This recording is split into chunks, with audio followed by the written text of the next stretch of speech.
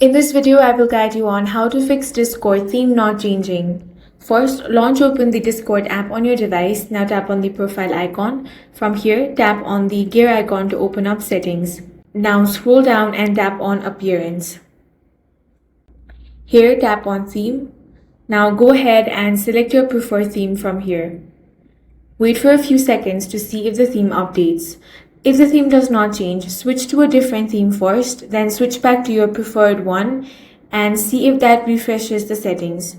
Next, close the Discord app completely, then reopen it and check if that fixes your problem. If that doesn't help, you can restart your device and check the theme again. You also want to make sure that Discord is up to date. To check, open Play Store or App Store, tap on the search bar and here search Discord. If you find update option, tap on that and update the app to the latest version. You also want to clear the app cache. For that, long press on the Discord app, then tap on this app info icon, which will take you to settings. Here find the option of storage, tap on that. Now tap on clear cache. Once that is done, open Discord and check if your problem has been fixed. That's all for this video. If you found it useful, make sure to hit the like button and subscribe for more videos like this.